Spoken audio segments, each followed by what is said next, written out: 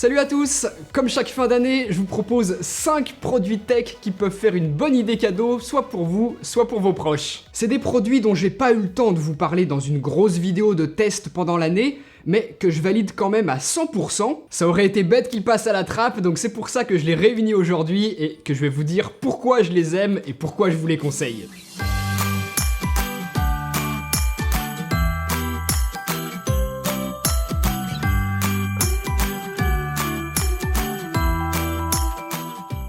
Commençons par ce que je me suis acheté tout récemment, les trackers Bluetooth Tile. Ils sont bien pratiques puisqu'ils permettent de localiser ces objets du quotidien que l'on n'a surtout pas envie de perdre. Il en existe 4 sortes. Le Tile Sticker que vous pouvez coller sur votre télécommande par exemple pour quand vous la perdez dans le canapé. Ensuite, vous avez le Tile Slim tout fin. Moi, je l'ai pris pour pouvoir le mettre dans mon portefeuille et ne pas le perdre et pour ne pas non plus être en retard lorsque je le cherche partout avant de partir de chez moi et que je sais plus du tout où je l'ai mis. Ensuite, vous avez les Mate et Mate Pro. Ceux-ci, c'est les pros. En dehors de leur taille, ils se différencient par leur portée maximum, 60 ou 120 mètres suivant ce dont vous avez besoin, et sur ces deux modèles, les piles sont remplaçables. Pour les autres, la durée de vie est de 3 ans environ.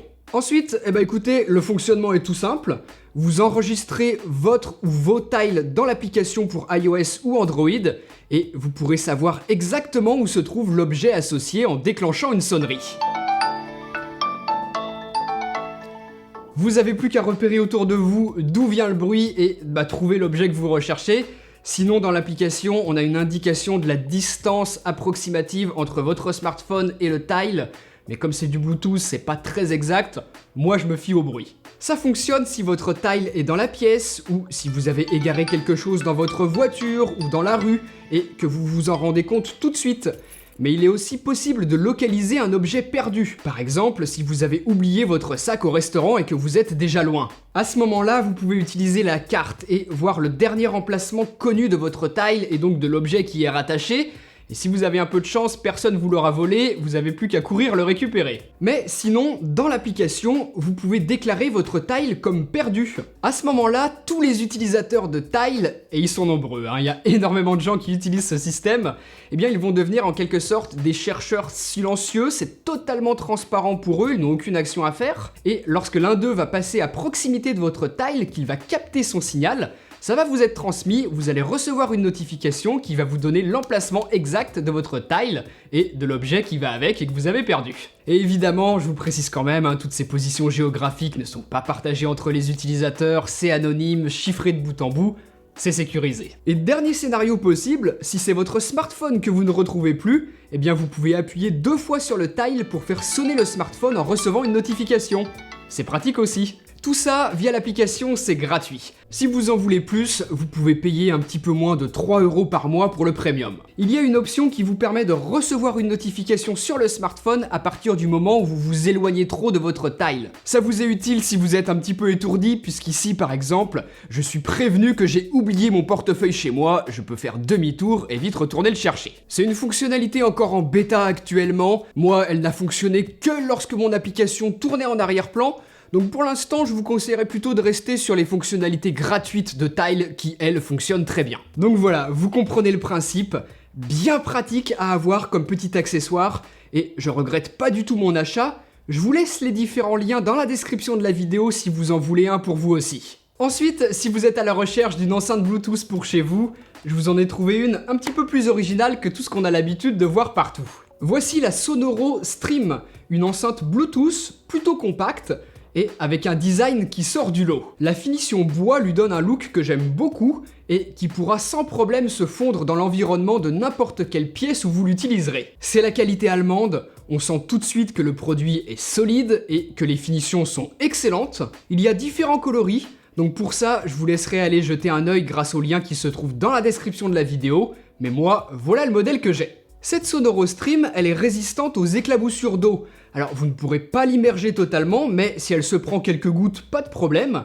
Et vous pourrez aussi bien l'utiliser dans votre cuisine à côté de l'évier que dans votre salle de bain, mais aussi dans n'importe quelle autre pièce, par exemple dans votre chambre à côté de votre lit, puisque vous pourrez par exemple recharger votre smartphone en le branchant en USB directement sur l'enceinte. Dans la chambre, ça peut être une bonne idée. Et ne vous en faites pas pour l'écran, c'est pas du tout quelque chose qui vous gênera, puisqu'il est possible de le régler pour qu'il s'adapte automatiquement en fonction de la luminosité ambiante. Donc la nuit, avec le noir complet, il sera comme s'il était éteint. Et toujours dans l'idée de la mettre dans sa chambre, sachez qu'elle a une fonction radio-réveil. Vous aurez la possibilité de soit vous réveiller avec une sonnerie classique que vous choisirez parmi toutes celles qui sont disponibles, ou bien avec une radio internet, une radio FM ou une radio numérique DAB. Donc voilà, vous avez le choix. C'est une des particularités de cette enceinte. En plus de pouvoir streamer de la musique depuis les plateformes classiques, lire du contenu envoyé depuis votre smartphone, depuis la prise USB avec une clé ou via la prise mini jack, elle a une fonction radio analogique FM avec une antenne au dos qui se déploie. Comme je vous le disais en début de vidéo, son look vraiment classe s'adapte bien à n'importe quel environnement, du moment que vous avez une prise de courant, puisqu'elle n'a pas de batterie intégrée. C'est le principal reproche que je peux lui faire. Vous allez donc pouvoir écouter de la musique en Bluetooth, pilotée depuis votre smartphone, mais ce que j'ai bien aimé, c'est que vous n'avez pas forcément besoin de lui pour piloter l'enceinte. L'écran intégré et la molette permettent de naviguer dans l'interface, de choisir sa source et sa musique, ou alors on peut utiliser la télécommande.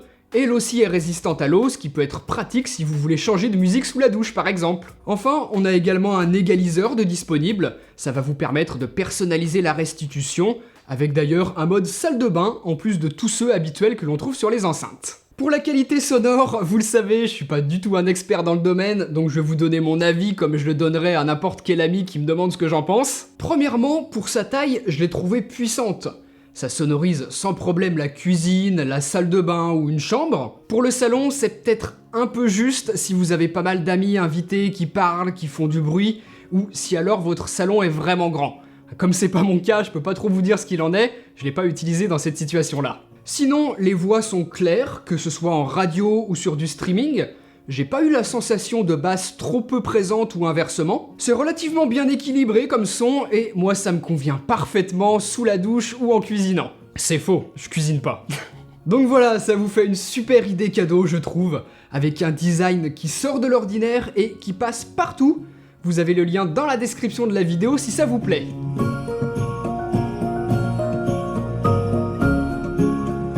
Ensuite, deux produits que j'adore, que j'utilise tous les jours et qui ont tous les deux eu droit à une nouvelle version il y a peu de temps. Voilà la MX Master 3, nouvelle souris de Logitech, et le MX Keys, le clavier qui succède au Craft. Ce sont donc les nouveaux périphériques haut de gamme de Logitech dédiés à la productivité, pour ceux qui passent du temps sur de la création audiovisuelle comme moi, du design, ou tout simplement tout ce qui se rapporte à la bureautique, du moment que l'on passe de longues heures à les utiliser tous les deux. On peut les utiliser pour du gaming, mais ils sont pas du tout pensés pour. Logitech a une gamme bien séparée pour ça. La MX Master 3 change très légèrement de design, tout en conservant ce qui fait que je l'adore. La prise en main est toujours aussi excellente, c'est une souris relativement grosse, mais justement, on l'a bien en main, et moi c'est ce que je recherche sur une souris. En plus de ça, elle est vraiment design. Sur un bureau, ça a de la gueule.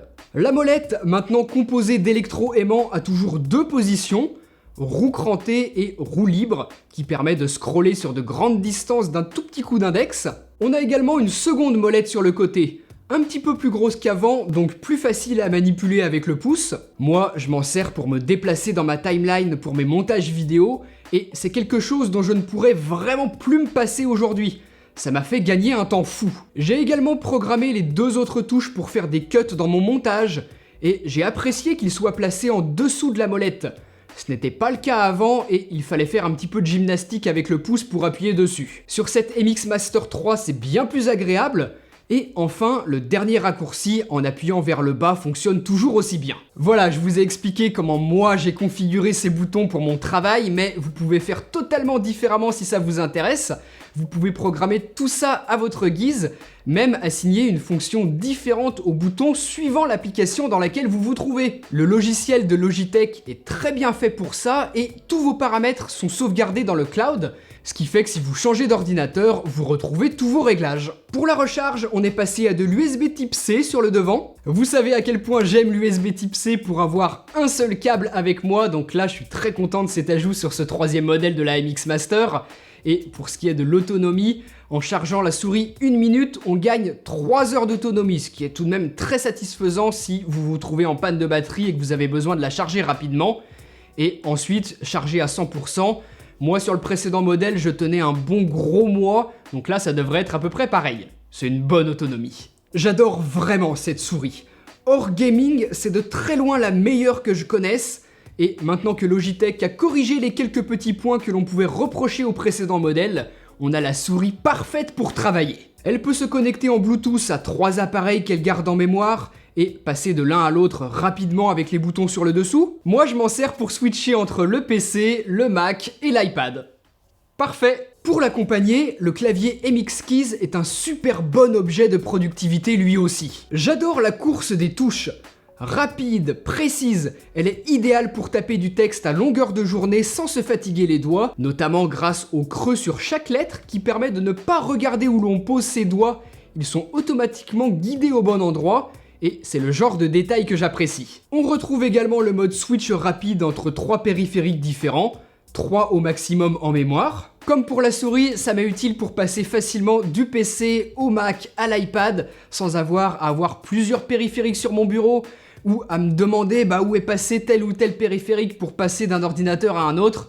Là, ça me simplifie vraiment la vie. J'aime aussi beaucoup le rétro-éclairage intelligent qui s'active automatiquement lorsque les doigts s'approchent du clavier et s'enlève dès que l'on s'éloigne.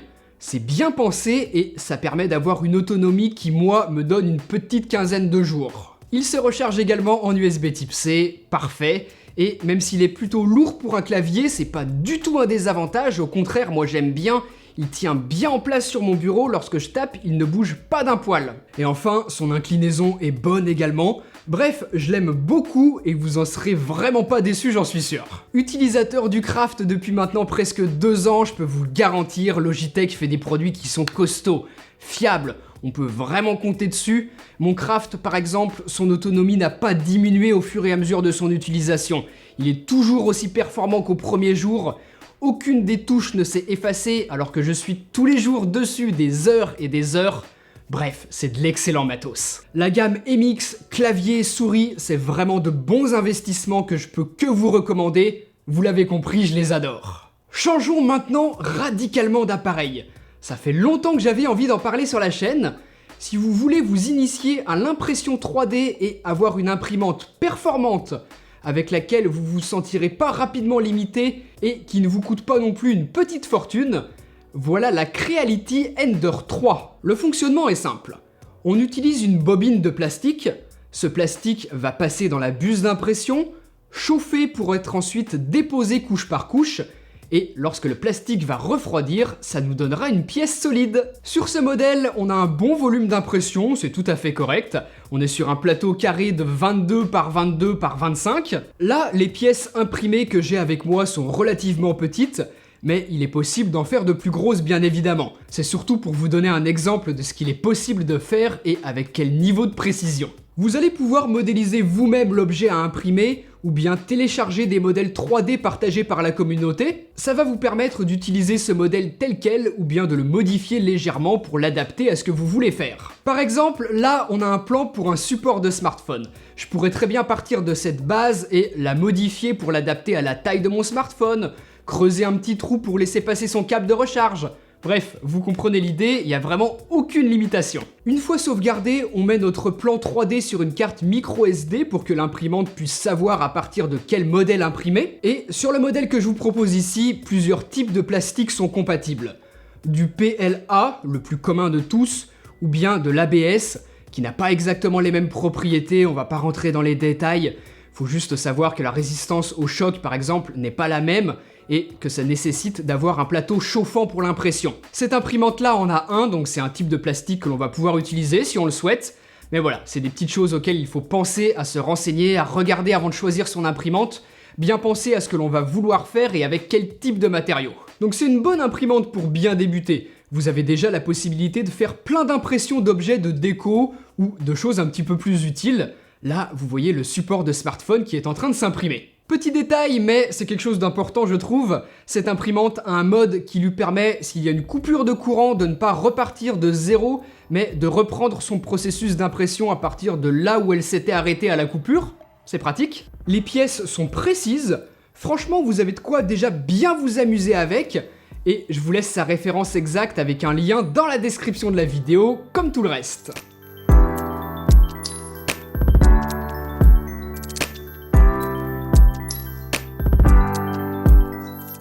En numéro 5, je voulais vous conseiller un smartphone. Mais si je vous conseillais un smartphone pas cher, entre guillemets, ça allait pas forcément convenir à tout le monde. Et si je tapais dans le haut de gamme, tout le monde n'aurait pas forcément pu se le payer. Donc ce que j'ai fait, c'est que j'en ai sélectionné plusieurs. Si vous avez envie de vous faire vraiment plaisir, sans trop regarder le prix, mais en avoir quand même vraiment pour votre argent, j'avais beaucoup apprécié le dernier OnePlus 7T qui propose quasiment tout ce qui existe de mieux aujourd'hui sur le marché, sans pour autant coûter le prix que l'on a chez Apple, Samsung et Huawei. C'est pour moi le meilleur écran, notamment grâce au rafraîchissement à 90 Hz, vraiment agréable à utiliser. L'interface est géniale, il est puissant, a une bonne autonomie et se recharge super vite. Il a vraiment tout pour lui. Même en photo, il a très peu de choses à envier aux meilleurs sur le marché. Allez voir ma vidéo de test pour plus d'infos, mais je le trouve vraiment très complet et vraiment réussi dans son ensemble. Deux petits points négatifs tout de même, pas de recharge sans fil, pas de prise jack. Si c'est deux choses dont vous avez absolument envie ou besoin sur votre smartphone, je vous invite vraiment à vous tourner sur le Galaxy S10 ou le S10 Plus de Samsung. J'adore toujours autant le mien. Oui, il est un tout petit peu plus cher, mais il reste mon smartphone Android préféré de cette année, alors qu'il est sorti il y a déjà presque un an. L'avantage, c'est que son prix a baissé du coup. Je vous laisse un lien en description de vidéo. Toujours sur du haut de gamme, si vous avez vu mes vidéos de test, vous savez que j'ai vraiment apprécié les nouveaux iPhone 11 et 11 Pro, mais ils sont encore plus chers et il faut aimer iOS. En milieu de gamme, vous avez le Mi 9T Pro de Xiaomi, que j'ai pas testé, mais qui a reçu de très bonnes critiques. C'est surtout au niveau de la photo et de la vidéo qu'il va être plus limité que les modèles coûtant plus cher que lui. Mais si c'est pas primordial pour vous, et rassurez-vous, vous ferez tout de même de belles photos, bah ça peut être un bon smartphone à envisager, ça permet d'économiser de l'argent. Et enfin, pour un budget encore plus serré, le Honor 9X que j'ai récemment eu en main est intéressant, avec une bonne autonomie, un design plutôt sympa et un double appareil photo pour pouvoir profiter d'un ultra grand angle en plus du grand angle classique. En face de lui, chez les concurrents, il va trouver certains smartphones de chez Xiaomi ou encore le A50 de Samsung qui aura un écran nettement meilleur. Donc voilà, c'est des pistes que je vous donne, renseignez-vous sur ces smartphones, voyez en fonction de ce qui a le plus d'importance pour vous puisque tous ne sont pas aussi bons dans tous les mêmes domaines. Et enfin, si vous cherchez une tablette pour vous ou l'un de vos proches, je peux que vous conseiller l'iPad qui est excellent cette année et pour moi bien au-dessus de toutes les tablettes Android qui existent sur le marché. Je parle pas de l'iPad Pro mais bien de l'iPad classique qui fait très bien l'affaire pour des vidéos YouTube, Netflix, de la navigation web, les réseaux sociaux et des jeux. Il bénéficie d'iPadOS, la nouvelle version qui, je vous l'ai expliqué, a vraiment donné un sens à l'iPad pour moi.